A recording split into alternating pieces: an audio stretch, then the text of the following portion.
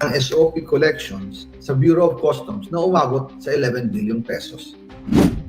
May 9 billion pesos collection mula sa sugar. Ang kita mula sa importasyon ng sibuyas na hawak naman ni Martin Araneta. Tinawagan daw siya ni First Lady Lisa Marcos at ipinapatigil ang investigasyon. Sa First Lady Lisa Marcos mismo ang may hawak sa mga rice importers. Dahil pala sa dami ng SOP at remittance na ipinapasa sa bawat transaksyon.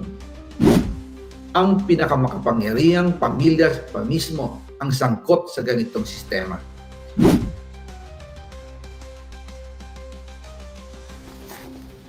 Ngayon naman po, tungkol sa kampanya nitong 2025 elections, nagkwento sa akin si dating Speaker Martin Romualdez.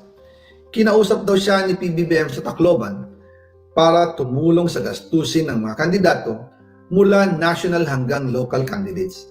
Ang sagot ni Speaker, naibigay na niya ang SOP collections sa Bureau of Customs na umabot sa 11 billion pesos. Dagdag pa dyan, may 9 billion pesos collection mula sa sugar na ayon mismo sa kanya ay pinaghahatian lang ng 5 kumpanya para makontrol nila ang presyo ng asukal sa merkado. At iba pa ang kita mula sa importasyon ng sibuyas na hawak naman ni Martin Araneta, kapatid ni First Lady Lisa Araneta Marcos. Kung matatandaan ninyo, noong 2022, nagkaroon po ng investigasyon sa Kamara na pinangungunahan ni Congressman Toto Sonsing dahil sobrang taas ng presyo ng sibuyas. Umabot ng 600 pesos kada kilo. Gayong dapat ay nasa 80 pesos lang. Doon lumabas ang pangalan ni Martin Araneta bilang isa sa mga nasa likod ng kontrol sa importasyon ng sibuyas. Pero hindi po natuloy ang investigasyon. Ang sabi ni Speaker, tinawagan daw siya ni First Lady Lisa Marcos at ipinapatigil ang investigasyon. Kaya walang natuloy at walang naparusahan. Dahil pala, kontrolado ng kapatid ng First Lady ang importasyon ng sibuyas. Ganito rin po ang nangyari sa bigas. Noong April 2023, nagsimula nang tumaas ang presyo ng bigas. Kaya iminungkahi ko kay Speaker Martin Romualdez na kung pwede, ay mag-angkat tayo ng 13 million metric tons para sa buong taon. Ang layunin ko po ay mapababa ang presyo ng bigas sa 22 pesos kada kilo. Pero hindi po ito inaprubahan ng Pangulo noong sila ay nasa Clark. Dahil doon, sumipa ang presyo ng bigas na umabot ng 55 pesos kada kilo hanggang 2024. Noong 2024, kinausap ko ulit si Speaker Martin Romualdez na kung pwede makausap namin si Secretary Laurel Chu ng Department of Agriculture at Secretary Ralph Recto ng Department of Finance para maibaba ang taripa ng bigas mula 35% to 15%. Sinabi ko kay Speaker Martin Romualdez na kung pababayaan natin ang patuloy ng pagtaas ng presyo ng bigas at umabot ito sa 60 pesos kada kilo, siguradong magagalit na ang taong bayan. Posibleng mag-revolusyon na ang mga tao at tiyak na maapektuhan dito ang mga kandidato ng administrasyon sa 2025 elections. Isa sa mga patunay na hindi na masaya ang taong bayan ay ang pagbaba ng approval rating ng Pangulo noong panahon na iyon dahil sobrang taas ng presyo ng bigas.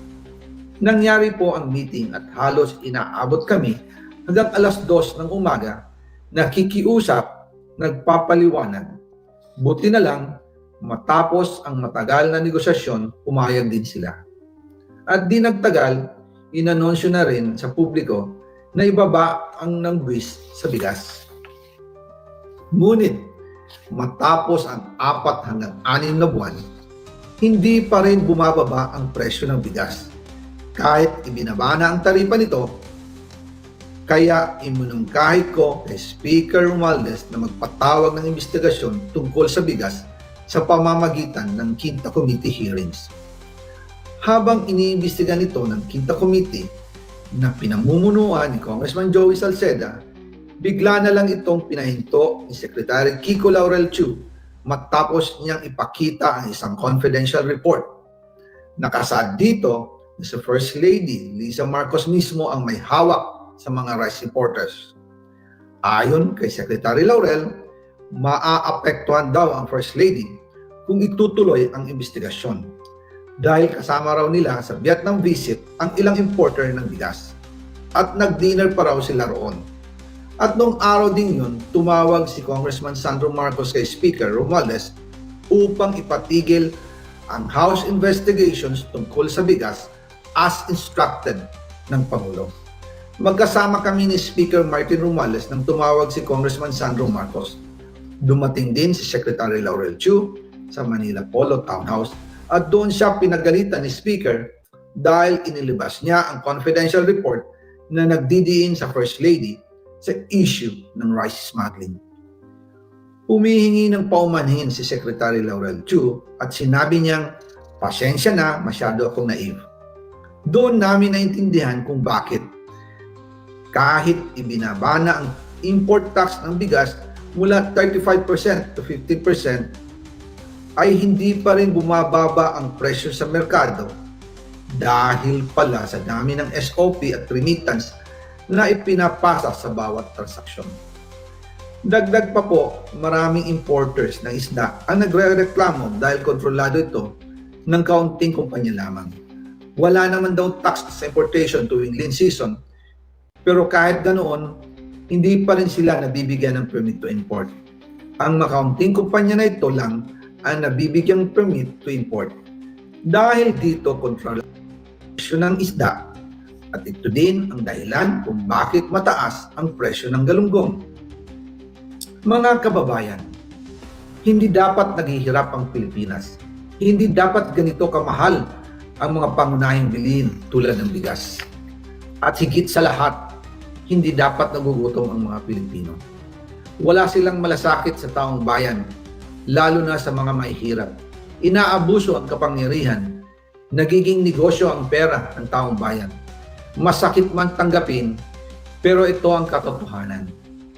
Ang pinakamakapangyarihang pamilya pa mismo ang sangkot sa ganitong sistema. Mula sa Pangulo, First Lady, hanggang sana sila mismo ang nagtatakda, kumukontrol at nakikinabang sa mga transaksyon dapat sanay para sa kapakanan ng sambayanan.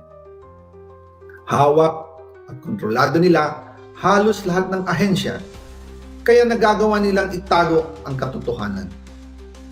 Sa mga susunod na araw, marami pa po akong isisiwalat. Maraming salamat sa inyong oras at patuloy na pag-unawa.